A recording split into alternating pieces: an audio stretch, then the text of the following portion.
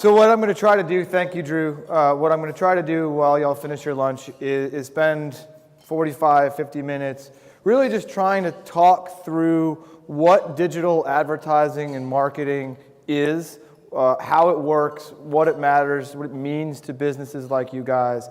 The test that I'd like you to apply to everything I have to say is my intention is to use absolutely no jargon, acronyms, techno mumbo jumbo, or any of the things that people in my industry often use to make ourselves look and sound impressive and to make you confused. So if you hear anything you don't understand or sounds like techno jargon, please raise your hand and call me on that. You'll hear it from me a fair bit, so I figured before you get punished that way, I'll start with showing you a little video. There is a quiz. Look for the statistic about the goldfish.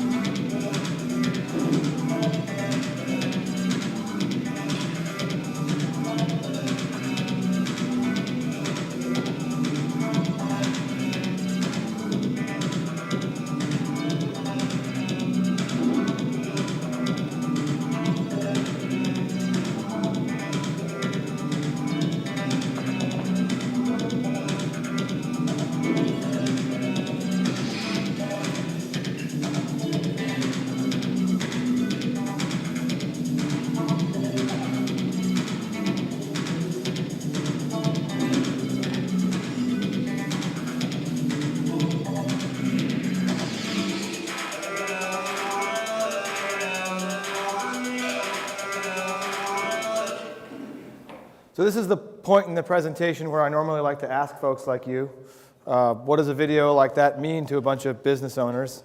But, like you saw in the statistic about the goldfish, you've forgotten everything you just saw in that video, so I'll tell you. This is what I think it means. I think it means that digital, mobile, and social technologies are no longer optional for people who run real businesses in the real world. I think it means that regardless of what your business does, whether it's big or small, B2B or B2C, I don't care if you're in a taco truck or a sheet metal fabricator or a hospital or a football team, you simply have to be successful at these things. And the reason why is everything you just saw in that video. These technologies are so enmeshed in our lives, in every aspect of what we do, no matter who we are, that no matter what your message is about your business, no matter who you're trying to reach, these are simply things that you have to do. But if the video didn't sort of get that point across, as I'm going to try to do for the next 40 minutes or so, I'm going to try to relate this as best I can in stories and things that are relatively easy to understand rather than a bunch of techno mumbo jumbo. So I was out in Spokane, Washington 4 months ago, maybe November, doing a presentation not unlike this, early in the morning, driving in the morning, listening on the local radio station in the car. And I should point out, Spokane, Washington is not Seattle. Right? It's closer to Idaho geographically and politically than it is to Seattle. This is no hippy-dippy liberal community. Listening to a story on the radio in Spokane about how the Spokane City Council had just allocated $100,000 of taxpayer money to provide free Wi-Fi for the homeless. Not kidding, not making a joke about it at all. The fact of the matter is, even the homeless carry around these. And when the local government needed to figure out the most efficient way to reach the homeless about severe weather issues, availability in shelters, whatever else it might be, this is the most effective way to reach people who don't have homes. In a community like this, you've probably heard of a website called Farmers Only. Any nodding of the heads?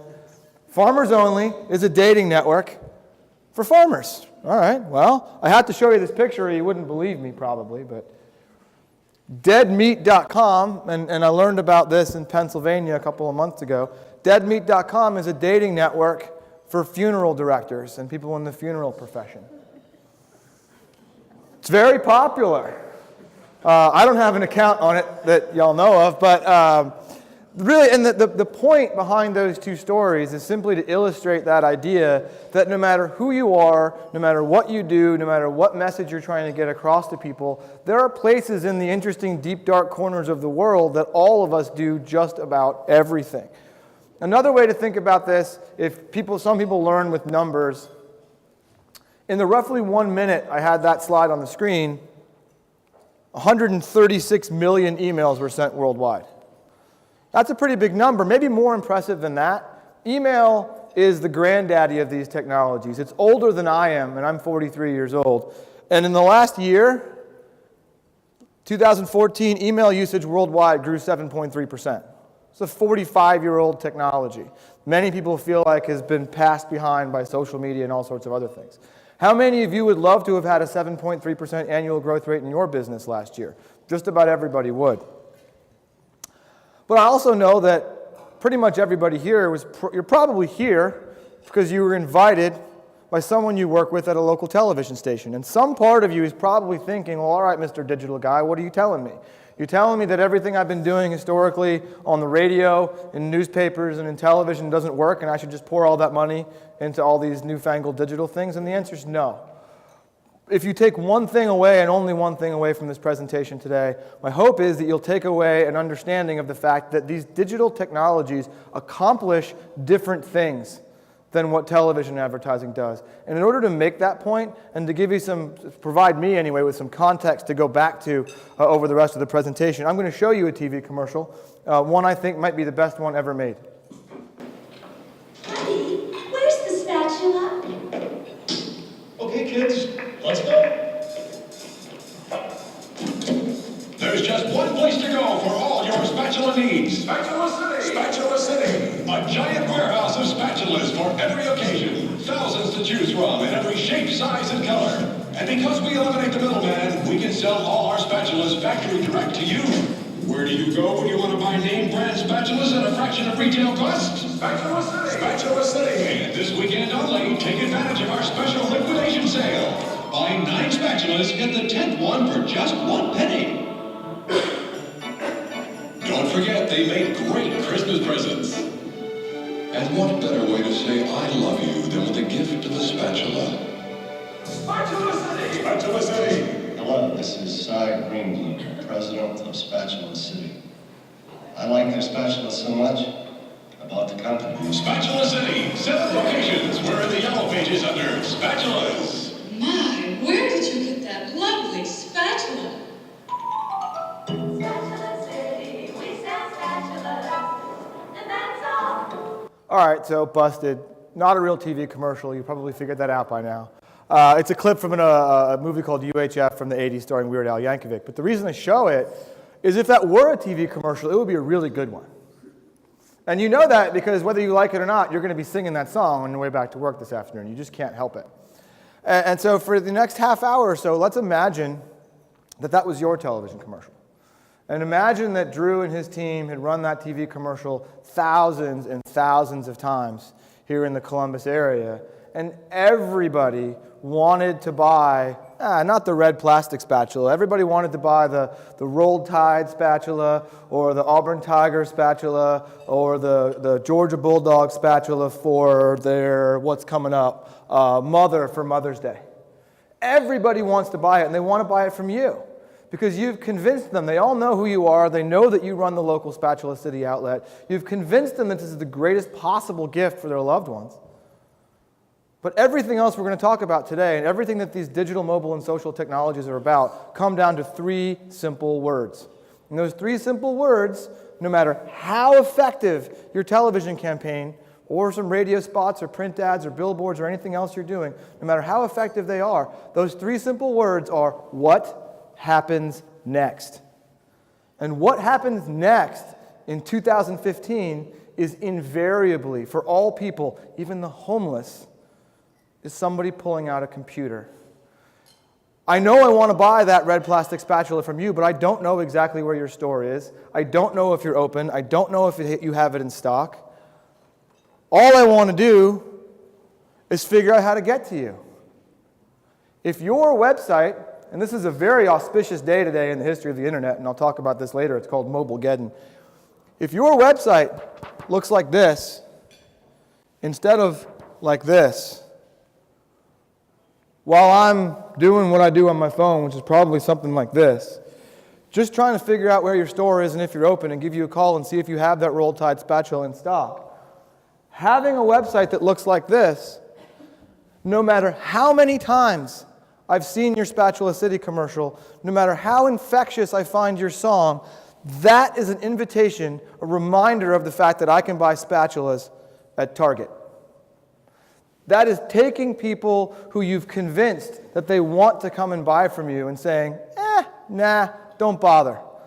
Let's make it difficult for you to do. It's been compared to randomly closing your store 1 or 2 days a week and not telling people why. But it's not just phones. This is how people live their lives today. The first thing they're going to do when they want to buy from you is go to a white Google box on a screen and type in some combination of Spatula City Columbus or Georgia Bulldog spatula. They're going to look to see if people on sites like Yelp, people they've never even met, have anything nice to say about your spatulas. They're going to be curious if anybody they do know on social media sites like Facebook has ever bought from you before. And more, the computer that this process starts with looks like this, not like the one you're used to thinking about. If you take 2 things away from today, take away that more than half of all usage in the U.S. of the internet today happens on phones. More than 60% of the time that consumers search for a local business today, here in Columbus and in every single market in the U.S., it's happening on mobile devices. And if your website can't be found where people are looking for them, you're what's known as digitally invisible. And it simply doesn't matter how good a job you've done using your television commercial to let people in this community know that you exist, to let them know what you do, to make them feel good about buying from you. I would, even as a dyed-in-the-wool digital guy, I would tell you there is no better way. There has been no better way created in the history of humankind to let people know who you are and what you do than a television commercial. And if you do it really well, to make them feel good about buying from you. But that doesn't change the fact that in 2015, what happens next invariably starts on a computer. I often display this mountain context to create a couple of metaphors, because I like to speak in metaphors. A couple of interesting ideas here, but the most important one, I think, is that search, way down here, is at the very bottom. All the fun, interesting, sexy, fancy things that you read about nearer the top, we'll talk about some of them later. But the table stakes, the $2 ante that you have to put into the middle of the table, if you even want to play in this game is that you have to show up on the first page of Google search results. No consumer goes beyond the first page. Fewer than 10% of people who search for a business on Google ever go beyond the first page. But think about that for a second. And I talk about Google, yeah, there's Microsoft and there's Yahoo and there's AOL, but nobody uses any of those sites either. This is really all about Google. Google's quote-unquote algorithm, which is a fancy word to say the code that decides what websites it's going to show people who search for red plastic, Georgia Bulldogs, spatula, is thought to be some of the most closely protected intellectual property in the history of human business. The NSA, for crying out loud, was hacked. The North Koreans supposedly hacked Sony. JP Morgan Chase lost millions of bank records, including mine. A couple of really big health insurance companies were recently hacked and lost all the health records for their customers. Anybody reading about Google getting hacked? I've been giving some version of the spiel on 5 years now, waiting for them to prove me wrong. It hasn't happened. And I know that one of the reasons it hasn't happened, it's not that people don't want to know how it works. One of the reasons it hasn't happened is even the people who work on it don't get to see the whole thing. I know this because I know a number of them, and they work on their little piece of it. They don't get to see the whole code base. There are some 5 people that have actually seen the entirety of the way Google's code works. And yet, you're supposed to go back to your real business in the real world this afternoon. And before you can even think about any of the other stuff we're going to talk about this afternoon, you're supposed to guarantee that your business shows up on the first page of Google search results. How are you going to do that? I don't know. To me, it's as daunting as if you were to suggest that I had to come back with you to your business this afternoon and swap out a transmission or put a roof on a house or defend somebody in court who got a DUI. It would be functionally impossible. Which leads me to this slight variation on the initial statement that I made, which is that for me, digital, mobile, and social media success is not only mandatory for you today, but it's impossible.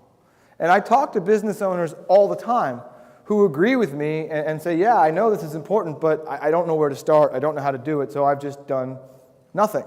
And it's a perfectly plausible and logical argument, right? You probably have 10 or 15 things on your to-do list that you need to get done this afternoon. You know how to do all those, and you've only got time to do 6 of them, so you go back to the work and you do the things you know how to do.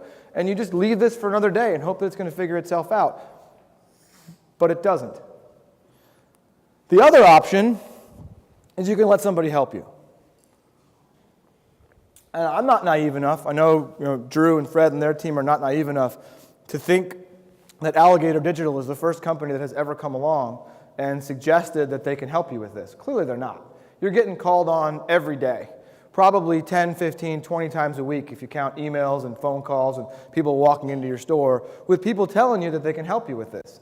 And another one of the reasons that I use that mountain metaphor is I like to tell the story of a Sherpa.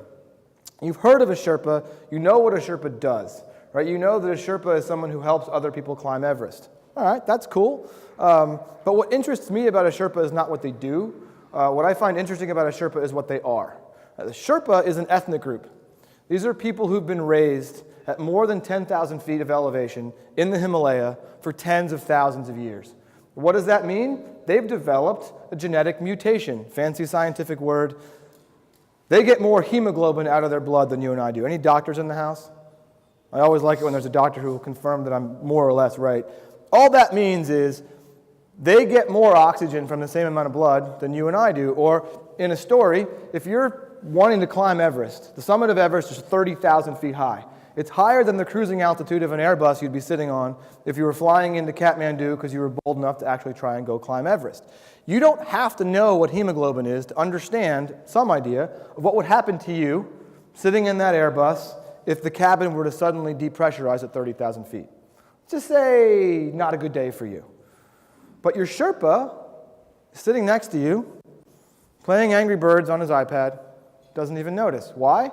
Because your Sherpa is native to that peak. He can breathe there. It's not an issue. That's the reason. That's the only reason that a Sherpa can help other people get to the top of Everest. And when you think about who are you going to allow the privilege of helping your business get to the top of that metaphorical mountain that I drew for you, the question really is, who are you going to allow to be that Sherpa? And there are two critical elements that I suggest when you go back and field the 10, 20, 30 calls you're going to get this week, next week, the week after, of businesses claiming they can help you with this. The two things to think about are this. One, a true Sherpa is native to the peak they're trying to get you to the top of, and they can breathe there themselves. Is the company that's telling you that they can get you there, are they native to those peaks themselves? Can they breathe there? It's an important distinction. And number two, another thing that's interesting about Sherpas is they don't call you from a call center in Bangalore, India, and tell you how to get to the top of that mountain. They go there with you. And that's another lens you want to look at anybody who's telling you they can help you get to the top of that mountain. Are they going to go there with you? Are they going to sit down across the table from you, look you in the eye, shake your hand, give you a business card and a local cell phone number you can call anytime you have a problem? Or are they going to ship you off to some call center in Bangalore and let somebody help you try to figure out how to do it from there? We'll go back to a couple of those points later, but I think those are important things to think about through the rest of the day.